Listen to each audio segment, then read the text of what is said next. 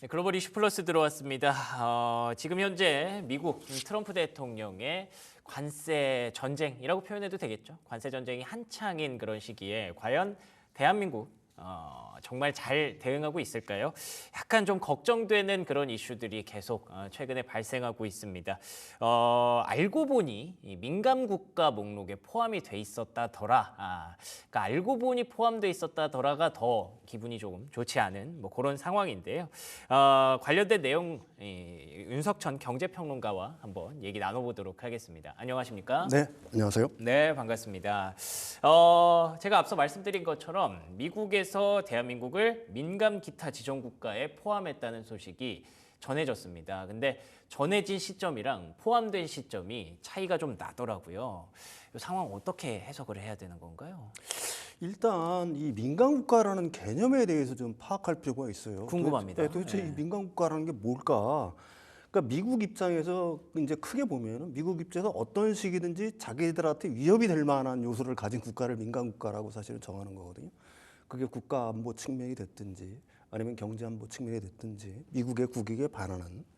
두 번째로는 이제 뭐 테러를 지원한다거나 아니면 핵 확산을 갖다가 가령 뭐 의도한다거나 예.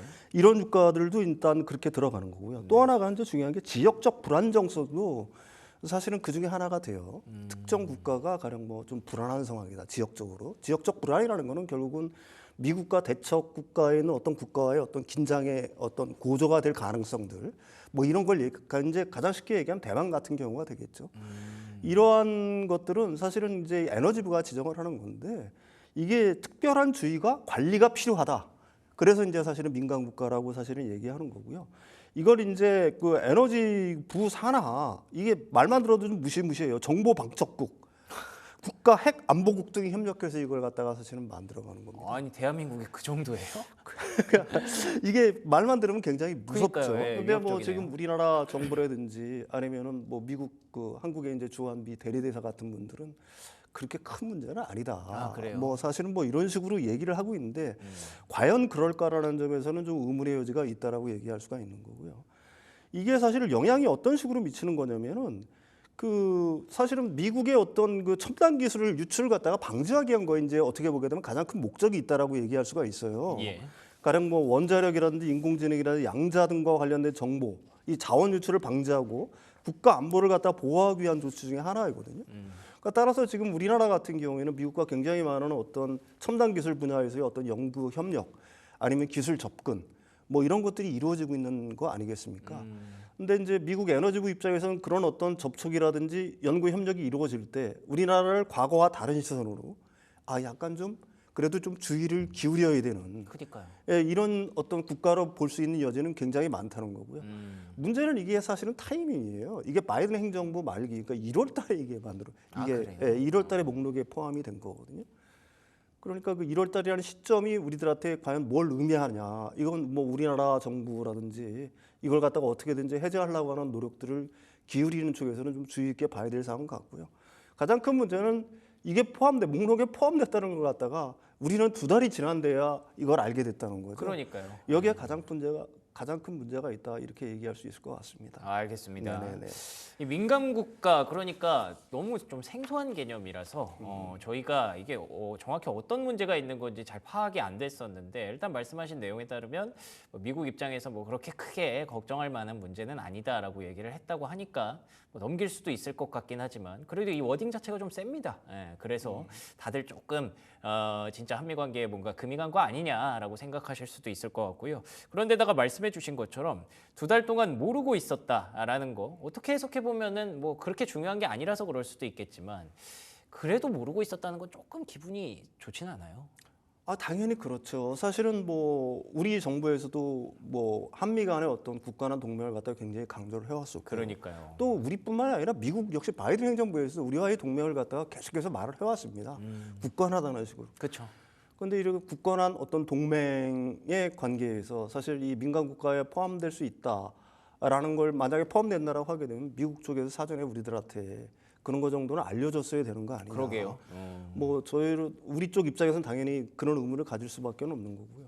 또 우리 정부의 어떤 외교력의 부재, 물론 지금 우리나라 같은 경우에는 뭐 리더십의 어떤 부재 상황이기도 해서 그렇겠지만은 사실 그런 걸 몰랐다는 거는 이게 좀 굉장히 문제가 있다는 거고, 과연 우리가 얘기하는 동맹, 우리가 생각하는 동맹과 미국이 생각하는 동맹, 이게 과연 같은 의미인가? 그러네요. 그래서 특히 이제 트럼프 행정부가 들어오면서 미국은 자국 우선주의를 갖다 더 굳건하게 하고 있는데, 지금 어떤 동맹이라는 어떤 전통적인 가치 자체가 사실 어떤 의미가 있는 건가라는 걸 갖다가 우리한테 한번 되돌아보게 하는 계기가 됐다, 뭐 이렇게 생각을 합니다. 알겠습니다. 네네. 그러면 조금 구체적인 얘기가 좀 듣고 싶은데 민간 국가로 지정됐을 때 악영향이 어떤 게 좀 올 수 있을까요?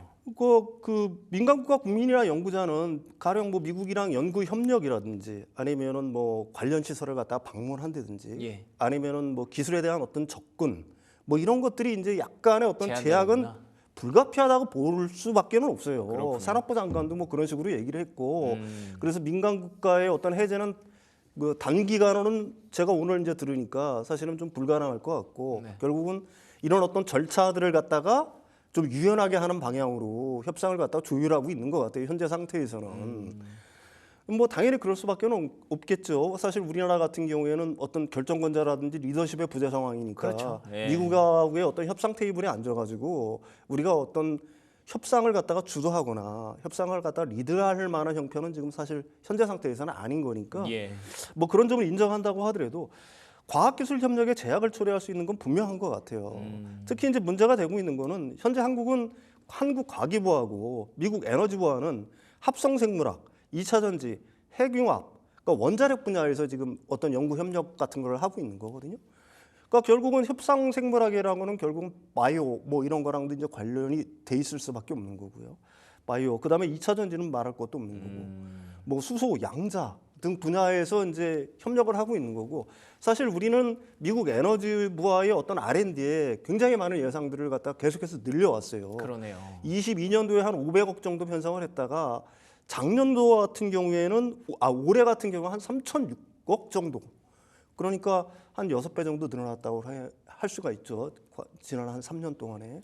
굉장히 크게 이제 미국과의 어떤 R&D 협력, 기술 협력 같은 거 갖다가 에너지부하고 해가지고 늘려오고 있는 상태였는데, 이게 민간 국가로 지정이 되면서 사실은 그런 어떤 연구 협력이라든지 기술 협력, 기술의 접근에 대한 어떤 그것들이 상당한 아니면 유의미한 어떤 제약을 받을 수 있는 뭐 어떤 그러한 상황에 처해 있다. 이거는 분명한 것 같다. 이렇게 말씀드릴 수가 있을 것 같아요. 알겠습니다. 뭐 어떤 분야에서 명확하게 어떤 피해가 올지 지금 딱 진단하기는 어려운 것 같습니다. 아무래도 처음 우리가 민간 국가라는 이벤트를 맞이했기 때문에 조금 지켜봐야 될 것 같은데, 어찌 됐든 말씀해주신 것처럼 곳곳의 분야에서 조금 제한적인 분위기가 감지될 수 있다는 것은 우리가 예상할 수 있는 부분인 것 같네요.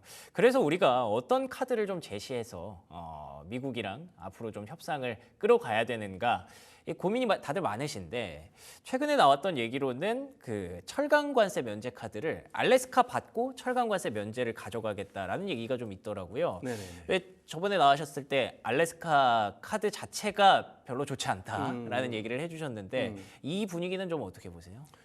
일단 알래스카 주지사가 우리나라에 오는 이유는 뭐 뒤에서 설명을 하겠지만 지금 국방장관 같은 경우도 아시아 태평양 지역을 돌면서 우리나라는 안 들리고 가잖아요.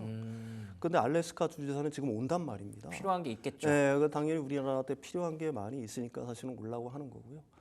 이 문제를 이제 그 철강에 대한 어떤 관세 면제를 갖다가 그쪽에서 레버리지로 이용하려고 하는 것 같아요. 네. 오기 전에 이제 던진 말도 일본은 LNG 그 사업에 참여하기로 뭐 했다. 그 일본 철강을 갖다가 우리는 그 관세 면제를 통해서 쓸 거다. 뭐 이런 정도가 하는 거죠. 그러니까 결국은 이제 너희도 참여를 해서 틀렸네 이미. 네. 철강에 대한 어떤 관세 면제를 받아라라고 얘기를 하는 건데, 사실은 그 정도 가지고 LNG 사업에 대한 어떤 레버리지로 쓸 수 있을 것인가, 또 우리가 받아들일 수 있을 것인가 하는 거에는 의문의 여지가 있어요. 가령 뭐 철강 전체도 아니고요. 거기에 필요한 철강이 한 160만 톤 정도 된다라고 하는데, 알래스카 LNG 사업에 거기에 들어가는 것만 철강 면세를 해준다고 하게 되면은 그게 글쎄요, 알래스카 LNG 사업에 참여할 만한 유인이 될까라는 거에는 뭐 저는 개인적으로 사실은 좀 의문의 여지가 사실은 있다라고 얘기할 수가 있는 거고요. 사실은 뭐 LNG 사업에 우리나라가 참여를 하려고 한다면은 사실은 이게 뭐 그 어떤 한 기업의 어떤 참여 의지? 사실 그거보다는 어떤 국가적인 의지가 더 중요하다라고 얘기할 수가 있겠죠. 만약에 참여를 한다라고 하게 되면은 우리가 그걸 참여를 함으로써 잠재적으로 입을 수도 있는 손실. 뭐 이거는 지금 상황에서는 가장 객관적으로 놓고 본다라고 하면 충분히 예상할 수 있는 거 아니겠습니까? 그 이상의 어떤 대가를 갖다가 미국에서 얻어야지만 사실은 우리나라로서는 뭐 그 최소한 뭐 그 브레이크 이븐 포인트가 되든지 아니면 약간의 플러스가 되든지 할 텐데 뭐 LNG 사업에 알래스카 LNG 사업에 그 들어가는 철강 정도에만 관세 면제를 해준다. 글쎄 이 정도 갖고 그게 우리 쪽 입장에서는 쉽게 수긍할 수 있는 카드인가 하는 거에는 의문의 여지가 좀 있어요. 그렇군요. 예. 이게 뭐 될지 안 될지도 모르는 거고요. 네네네. 어쨌든 뭐 미국 측에서 카드를 좀 맞춰야 우리가 그에 향응하는 그 얘기가 되는 상황이라서 참 뭐 이런 상황 보고 있으면 좀 안타깝기는 합니다. 근데 저희가 민간 국가 얘기로 시작을 했기 때문에 이 카드로 어떻게 좀 반전을 꾀할 수는 없을까요? 글쎄요, 뭐 이게 그 우리나라가 이 카드를 이용을 해서 이걸 네. 레버리지로 써서 아까도 말씀드렸듯이 미국한테 최소한 그 이상의 거를 갖다 얻어낼 수 있다라고 한다면은 분명히 하나의 카드는 될 수가 있겠죠. 그렇지만 뭐 이건 맥킨지가 얘기한 것처럼 세상에서 이런 표현이 적절할지 모르겠어요. 제일 그 경제성이 없는 프로젝트라고 이미 뭐 얘기를 했기 때문에 굉장히 어려운 공사가 될 거는 분명한 거 아니겠습니까? 그렇죠. 뭐 일반인들이 생각해 동토의 땅에서 1,300km에 이르는 가스관을 갖다가 건설하려고 한번 해보세요. 예. 그다음에 향후 가스값이 어떻게 될지도 모르는데 그게 사실 이게 이제 트럼프 행정부의 어떻게 보면 이게 국책 사업이잖아요. 그러니까 트럼프 행정부는 이걸 갖다가 어떻게든지 관철시키려고 할 거고 그렇게 된다면 우리는 거기서 LNG 사업에 참여함으로써 잃어버릴 수 있는 어떤 잠재적인 손실 이상의 어떤 보상이 돼야지만 사실 우리는 참여할 수 있는 거 아니겠어요? 그러니까 우리 입장에서는 이것도 하나의 카드는 분명히 될 수는 있겠죠. 네. 예. 알겠습니다. 뭐 이거 얘기를 하다 보면 참 답답하기는 하네요. 진짜 저희가 해야 되는 게 맞나 싶으면서도 안 할 수가 없는 그런 상황으로 전개가 되고 있는 상황이라서 뭐 미국이 이렇게 얘기하는데 그리고 이런저런 카드를 자꾸 제시하는데 이거를 계산할 수도 없이 그냥 다 받아야만 하는 이 상황이 좀 답답하기는 합니다. 그런데다가 또 뭐 아까 잠깐 얘기하셨지만 그 국방부 장관이 방한하지 않는다는 걸 두고 네. 뭐 한국 패싱이다 이런 네네. 얘기가 좀 나오고 있더라고요. 저는 반드시 그렇게 생각하지는 않아요. 사실 뭐 우리나라를 갖다가 안 들리고 가니까 우리나라 언론에서는 한국 패싱이다 보통 이런 식으로 얘기하는데 예. 국방장관이 오면은 그에 상응하는 어떤 카운터파트가 있어야 될 거 아니에요. 근데 우리나라는 지금 대행 체제지 않습니까? 그렇구나. 그러니까 이제 사실 뭐 제가 생각하기에는 그런 의미에서의 그 우리나라를 안 들리고 간다는 의미가 굉장히 강한 것 같고요. 일부에서는 또 그런 박근혜 때는 그런 오지 않았느냐. 박근혜 때는 국방부 장관은 있었잖아요. 네, 그렇죠. 그 박근혜 대통령 탄핵 국면에서 국방부 지금이랑 장관 상황이 그대로, 다르니까. 카운터파트가 있었고 예. 사실 지금이랑은 약간 결이 맞지 않다라고 보는 거고요.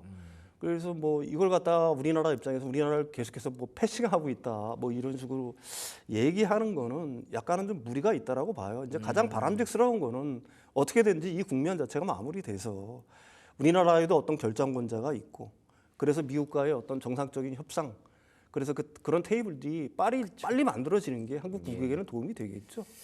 알겠습니다. 지금 그래서 뭐 알래스카도 중요하고 민감 국가도 중요하고 철강 관세도 중요하지만 다다음 주에 있을 4월 2일 상호 관세가 좀 가장 걱정이 많이 됩니다. 미국 측에서 지금 조용히 하고 있는 것도 계산하느라 바쁜 것 같아요. 각 국가마다 상호 관세를 따로 부과해야 되니까 우리나라에는 어느 정도가 부과될까 좀 걱정이 되는데 우리나라가 대미 흑자국으로 분류가 돼 있잖아요. 그 부분이 조금 우려를 사고 있습니다. 어떻게 보세요? 조금이 아니라 사실은 우리나라에 대한 상호 관세 부과는 지금 트럼프 대통령의 기존 그 발언의 맥락을 살펴볼 때 거의 분명하더라고 얘기할 수가 불가피하죠. 있겠죠. 예. 사실 뭐 미국 같은 경우에 주요 이제 그 미국을 대상으로 흑자를 보는 국가들은 중국, 그다음에 EU, 한국, 대만, 일본, 베트남 정도잖아요. 그다음에 그 트럼프 대통령 발언은 한국이 뭐 미국보다 관세가 4배 높다라든지 사실 이거는 거짓이죠. 뭐 그다음에 계속해서 한국을 갖다가 언급을 하고 있지 않습니까? 뭐 부가가치세라든지 아니면은 뭐 비관세 장벽 같은 것들도 얘기하고 있는 거고요. 뭐 이런 것들로 볼 때 한국에 대한 어떤 상호 관세 자체는 부과하는 거는 거의 명확하다라고 봐야 될 것 같아요. 그런데 이게 과연 그런 어떤 상호 관세가 계속해서 유지될 거냐라는 거에는 저는 뭐 개인적으로 계속 말씀드리지만 의문의 여지가 있어요. 우리 나름대로도 우리나라의 어떤 국가 리더십이 어떻게 됐든지 다시 결정이 되고 네. 만약에 그렇게 된다라고 하면 미국과의 협상은 충분히 가능하다라고 보는 거고요. 그렇죠. 지금 뭐 일부에서 얘기하는 것처럼 우리나라가 일방적으로 그냥 상호 관세의 어떤 대상이 돼가지고 계속 그 관세율이 유지가 되면서 그렇게 될 거라고는 저는 개인적으로 생각하지는 않고요. 일단 트럼프 대통령의 어떤 협상 전략으로 볼 때는 일단 상당한 높은 수준의 누구도 생각하지 못하는 어떤 상호 관세를 갖다가 제시할 가능성은 굉장히 큽니다. 그렇지만 그것 때문에 우리가 정신을 잃고 혼미해지면은 향후 어떤 협상 테이블에서 우리가 굉장히 많은 걸 갖다가 잃을 수가 있다. 뭐 일단은 이렇게 생각을 하는 게 좋을 것 같아요. 상호 관세는 불가피하다. 예. 그거는 막을 수 없을 거다. 이렇게 생각하는 게 좋을 것 같습니다. 알겠습니다. 네. 지금 뭐 컨트롤 타워가 부재한 상황이니까 말씀하신 대로 카운터파트 미국 쪽에서 트럼프 대통령이 만약에 움직였을 때 우리나라에서 제시할 수 있는 사람이 없어요. 최상목 뭐 대행이 얘기를 한다고 해도 그쪽에서 뭐 그렇게 탐탁치 않게 여기면 우리는 계속 패싱 당할 수밖에 없는 거고요. 그래서 우리는 결국 그 컨트롤 타워가 다시 만들어지기를 시간을 빨리 지나가기를 기다려야 될 수밖에 없는데 그때까지 또 아무것도 안 할 수는 없으니까 뭐 안덕근 산업부 장관이 간다고 하는데 뭐 좀 얻어올 수 있을까요? 뭐 오늘 새벽에 제가 이제 오전 뉴스를 들으니까 뭐 생각했던 이상의 어떤 뭐 성과를 갖다가 갖고 올 수 없다는 걸 갖다가 이미 알고 있는 것 같아요. 가령 민간국가 지정도 절차 문제에 대한 어떤 수정 정도를 얘기하고 있는 거거든요. 민간국가 해제를 얘기하는 게 아니라. 그러니까 그것도 불가피한 것 같고 상호 관세 역시 뭐 가능하면은 면제 받으면 좋겠지만은 면제 받을 수가 없을 것 같다라는 식으로 분명히 얘기를 하고 있는 거거든요. 그렇죠. 그러니까 지금까지 얘기한 틀에서 크게 벗어나지 않는 것 같고요. 결국은 이런 현재의 상황은 그 상호 관세라든지 민간 국가 같은 경우는 불가피하게 지금 우리한테 맞닥뜨리는 현실이다. 네. 그렇지만 우리들한테 이게 가장 강하게 부정적인 영향으로 다가올 거냐? 그렇지는 않다. 우리 쪽 입장에서는 우리가 이제 협상의 어떤 결정권자가 결정이 되고 난 다음에는 분명히 협상의 여지는 많을 거고요. 지금의 톤보다 미국의 톤은 상당히 완화할 거다. 이런 기대를 갖는 게 합리적인 추론인 것 같습니다. 알겠습니다. 우리에겐 일단 시간이 좀 필요하고요. 그 시간을 벌면서 조금씩 카드를 손질하고 있어야 될 것 같습니다. 좋은 카드를 그 적시에 제공할 수 있도록 지금 많은 분들이 좀 바쁘게 움직여주고 있기를 바라는 마음뿐입니다. 지금까지 윤석천 경제평론가와 얘기 나눠봤습니다. 오늘도 좋은 말씀 고맙습니다.